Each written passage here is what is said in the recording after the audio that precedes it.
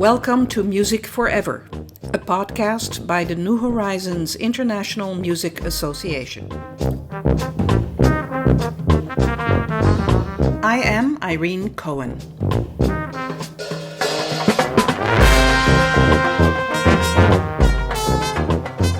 François Dorion has been the director of music of the Regimental Band of Les Voltigeurs de Quebec since 1997 and of L'Harmonie de Charlesbourg, which he founded, since 1993.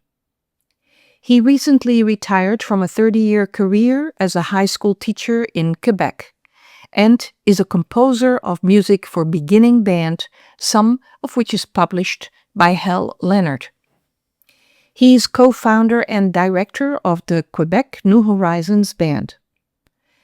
François has conducted both symphony orchestras and string ensembles and has recorded François Couture's works, Symphonie, des lampes allumées, and Yahndawa. He serves as Canadian Armed Forces National Reserve Band Advisor and is the teacher for the Master's Degree in Conducting program at Université Laval. He has developed a special and innovative online program for continuing education in music entitled Expressive Conducting. A renowned conductor and educator, he regularly appears at conducting workshops and high school clinics. François adjudicates at music festivals and contests and works as a Yamaha Artist Conductor-Educator. He studied conducting with Gilles Auger in Quebec and attended several wind conducting symposiums with instructors such as Otto Werner Müller at Domaine Fourget, Craig Kirchhoff at Ithaca College, and Mark Davis Scatterday in Calgary. He received his master's degree in conducting with Alain Cazes in 2015. He has commissioned many works from renowned composers including Jan van der Roost, Bert Appermont, and Philip Spark. François' discography consists of 10 albums, including many cornerstone works for wind ensemble, pop and jazz music, and a Christmas CD. François has conducted at several NIMA music camps in Mont-Tremblant, Quebec, Canada. François, thank you so much for doing this. It is a very cold February day in the part of the world that you and I live in. You live in beautiful Quebec City in Quebec, Canada. Yeah, it was a shock. We've been lucky enough to 2 weeks ago to go to Florida, and we were back for the intense cold. I really don't like it. So, François, tell us a little bit about how music got in your life. In high school, I joined the concert bands there. I began on saxophone, and then very fast I got interested in all the instruments. So I played saxophone, percussion, drums, piano, guitar, and for all my high school period, I did a lot of music, and I had close friends within music. And I think that's a key element that followed me for all my life, even today. So music is a lot of passion, a lot of commitment, but a lot of friends and a lot of relationships. So I think this may define the whole process of all my life in music, actually. I composed, I had a rock band, I played a bit bass guitar in the rock band, and I very soon realized that I was going to be some kind of leader in music because with my friends, I realized that I was the one knowing what we should do. What should you play? I was helping the drummer, I was helping the guitarist, I was helping everybody. So that very soon became a way of doing music with me, is to help others and to know what's going on and what do we need to fix and how do we get there, if that makes sense. When I ended my high school period, I entered college and then university. We have college in the Quebec area. I began in saxophone, and very soon I transferred to percussion. And I feel very grateful that I studied percussion because we go deep into rhythms and the rhythmic conception, and I feel it helped me a lot as a conductor to really, really be comfortable with all those rhythms and the kind of polyphonic and polyrhythmic conception of music. Do you remember anyone who influenced you? Did you have parents who played music or other people who influenced you? No, my parents did not do any music, and anywhere in my family, no music at all. So I was the very first. My influence that got me into the band was all the videos that I was watching in the 80s. It was a kind of the golden age of music videos. I had some profound admiration for my teacher in high school and my teacher in college. He was also the conductor of the reserve band I conduct right now. And by his passion, I'm talking about René Joly here, by his passion is his commitment to music, his deep love of the music. I think that was my most influential leader. So somebody who really, beside teaching you, also taught passion. And you observed that, you knew that, you felt that. When I got to college, I was in saxophone, but I could not see myself just playing saxophone. I mean, that's awesome playing saxophone. I love it. But just doing that and getting into a band and just playing, that felt that it was not enough. And coaching my groups, coaching my friends, I soon realized that I needed to help others, to be with others, to share that with others, and to exert my leadership. Are we sure one day that we are a leader? Maybe not. We are sure that we are developing it, but are we really a leader? Who knows? Let just the others say that about us. It's not something you decide one day and say, I'm going to be your leader. No, but in a group, in a music group especially, I always felt better when I was in charge. I always felt more comfortable in front of a group rather than behind.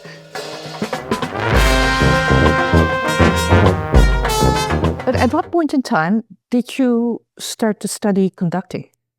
So help others has been the key element in my deciding. And I studied saxophone, I studied percussion, but I really had a lot of interest in all those instruments. So when I was in university, I remember, and I heard of a teaching gig in some local high school. I was maybe 20 or something. So, and I went there and I ended up conducting that group for the very first time with the baton, right? I bought a baton for this, and that was a revelation. That was a revelation, and I said, okay, that's what I'm gonna do: teach music. Enough that I taught in high school for 30 years, and before I ended my career as a high school teacher, I began to teach conducting specifically and become a resource for teachers, for conductors. That's a new life for me. That's my second career. And I now teach at the university. I teach with the Canadian Forces. And How did you get involved with the Canadian Forces? I was talking about René Joly in college. He was the conductor of the reserve band. So at some point, he said to me, okay, you may enter the band. That would be a good idea for you. Imagine when you're a music student in university, you find a way to earn a living, to earn some money by playing. That is a fantastic opportunity. So I entered the military, and I will never forget it. I entered the recruitment center, and there was a line of people there. At that time, they were against war and the Gulf War. And they said, oh, do not do that, blah, blah, blah, blah, blah, blah. So I entered anyway because I was going to be a musician, Yeah, so I had no time to explain them. So I just crossed the line and entered anyway. That's a bit fun. I could not see myself quite military person, but I always say to my musicians in the civilian world, being on time, having a strong ethic about what you do and blah, blah, blah. This is military, right? But this is profoundly human. As a professional musician, you have to respect all of these parameters. I have a profound love for history and traditions. And in the military, that's the best place because music in the military is all about traditions and identity and pride. And, that's very important in the military. So I found my way in that world. and I played in the band for 6 years. I entered in 91, so in 97, I was offered the position of the music director. I became an officer in the Canadian Forces at that time.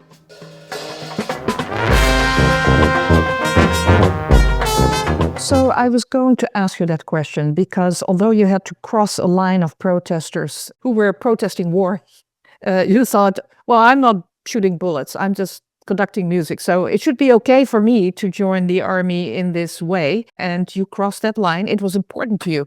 In which way do you think there is a difference in conducting a military band versus a civilian band, if there's any difference at all? I don't see any difference, to be honest. Of course, we are the defenders of tradition, so we will play O Canada. There's a sense of pride. O Canada is an important country and being linked with the tradition. Let me say a few words about this. La musique des Voltigeurs, the band of the regimental, the Voltigeurs regiment, is the very first Francophone band in the whole country. And this is fun for our Canadian brothers and sisters. We are the first in Quebec City in 1880 to have played the O Canada because it was composed in Quebec, the words and the music. So recently you wrote me that you received an award. Can you tell us a little bit more about that? Yeah. So I was appointed as a member of the Order of Military Merit. So I'm gonna go to Rideau Hall to meet the Governor General to receive that medal. It is a very important medal in the military forces, and for a musician, it's even more special. So it talks about accomplishments in your career, but it talks about involvement in the civilian world as well. So that's a whole. So I'm very proud of that. Congratulations. You should be very proud of that. And for those people who don't know what Rideau Hall is the residence of the Governor General of Canada. And she represents the King of England and has a great leadership position as such. That is a huge honor. How does one get this? Who nominates you? That is interesting. And that is one reason that I'm really proud and I get emotional when I think about that because that's my team, the team of the band, Les Voltigeurs, that submitted it. So a few people got together. They had to write, how am I gonna be worth of this recognition? So that's biography, but contribution and the effects on the community. So it's a lot of work for them, but they did it. So that's my people who asks for it. And yeah. Yeah, you should be very proud. Obviously, people appreciate you very, very much to go through that process. I feel grateful. I'm very fortunate, and yeah. Listen, at some point in time, you got involved in the world of New Horizons. Tell us a little bit about how that all happened. I heard about that. I've been thinking about this for quite a long time, and I thought it would be a good idea. It was said many times in our society that retired people were going to be the majority of the population. Okay. So I said, okay, what are they doing? How do they stay healthy and motivated? And music is a great way. So I was thinking about it, and I did not know about New Horizon. And when I heard about that organization, I said, yeah, that's it. That's exactly what I was looking for. And I went to the university people because by coincidence, I heard that somebody there wanted to start a group. So I said, yeah, I have the same idea. Let's get together and do it. I did with 2 teachers at the university. So we were 3 responsible of the group at the beginning. So it was the year before COVID, actually the September before COVID. So we had to cease our activities right away. And then we got back. So we had nearly 20 people the first day. And then we got interviewed by Radio Canada, the radio, and we got 40 more people, just like it. Boom. So it was a huge interest by the population. So we, to this day, we have around 30 members for this group, and we are looking at starting a new group maybe in 1 or 2 months. And I have a friend who is a former high school teacher as well, who is interested to take charge of this group. Because of my career as the new national advisor for the reserve bands and my community band and my teaching, wow, that is enough. I did not mention that one of the thing I'm very proud of is my mother, who got in the group at the very beginning. She always dreamt about playing an instrument, especially saxophone. So she bought a saxophone, and she's been in the group since then.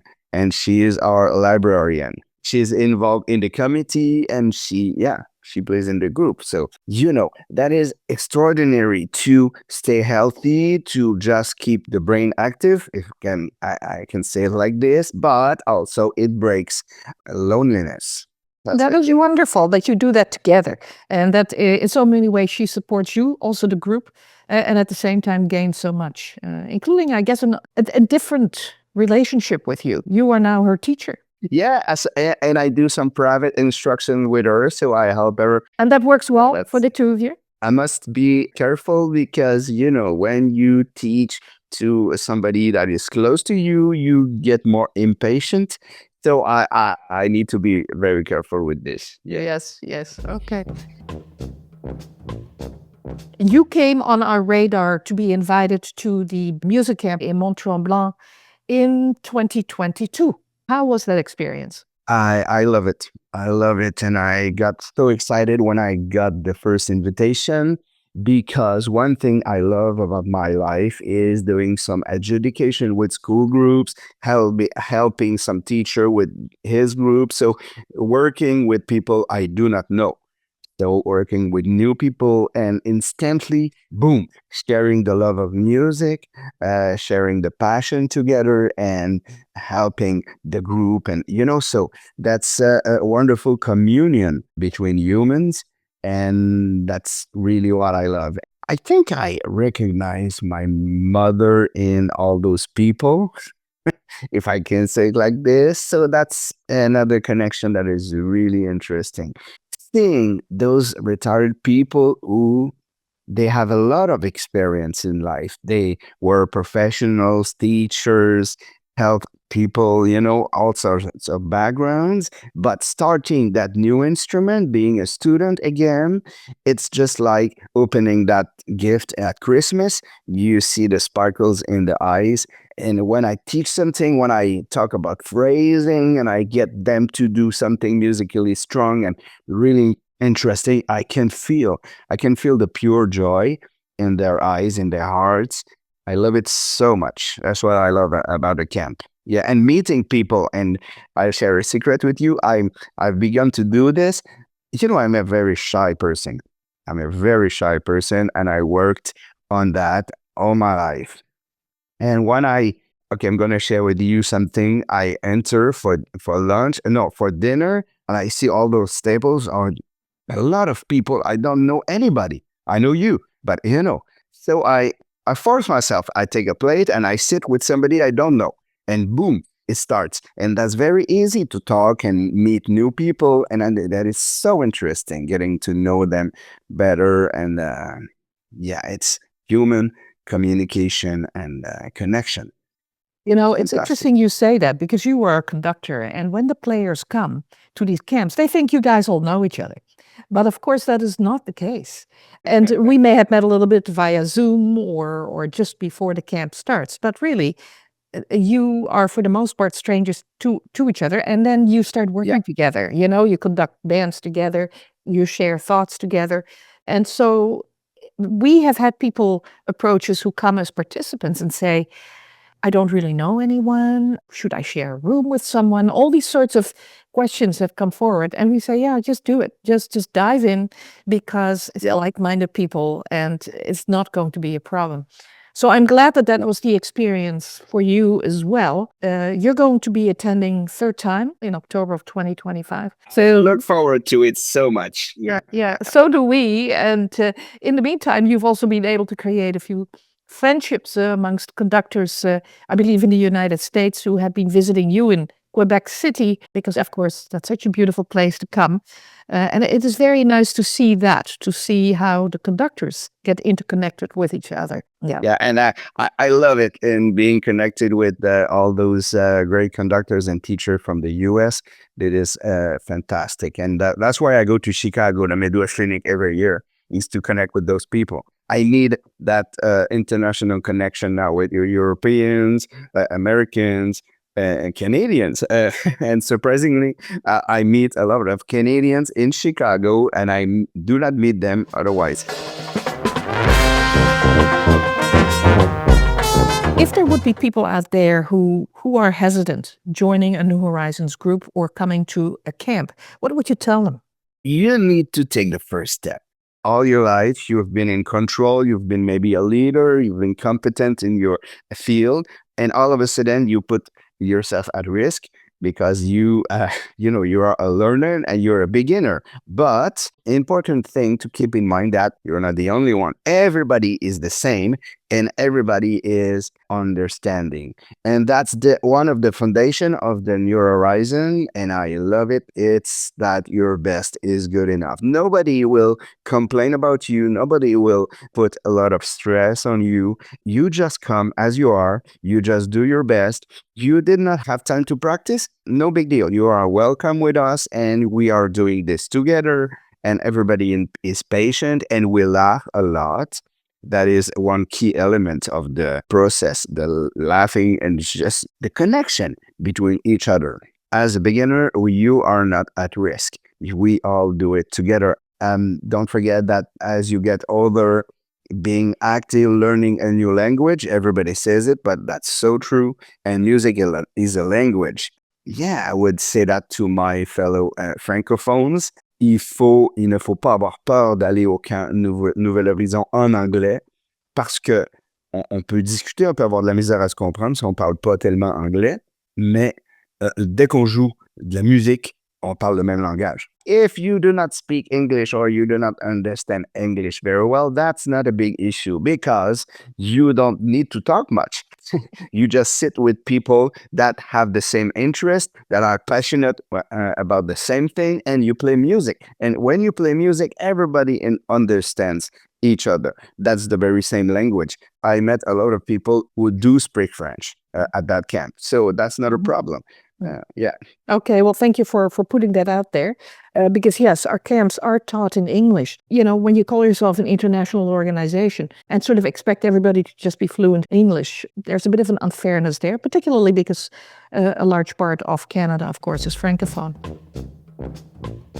One thing that motivates me a lot in this life, in my process, I'm now 54, I'm going to be 55. To some people, that's old. To some others, that's very young. So depending, I realize that what keeps me motivated in life is that there's a lot of possibilities still ahead of me.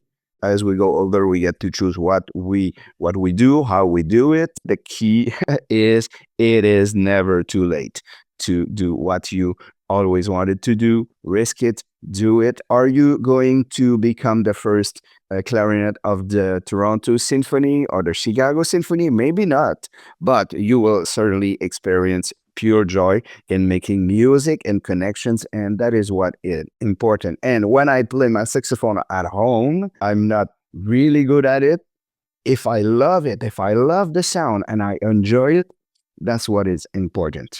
Thank you so much. It is beautifully said. And we know that in our New Horizons groups, there are people playing well into their 90s, still learning. This is what gets them out of the house. This is what gets them up every day. People like yourself, who are such passionate conductors and love working with us, need to be admired. We know how busy you are. It is incredibly appreciated that people like yourself are putting this programming together for us, including our camps. But I'm talking just about your weekly lessons and so on. Thank you so much, François. It's been very enriching to get you as part of our International New Horizons organization. And I'm really looking forward to seeing each other and making a lot of noise in October in Mont-Tremblant. Yeah, and laughing together and learning together is going to be a lot of fun. I really look forward to it. Thank you for having me.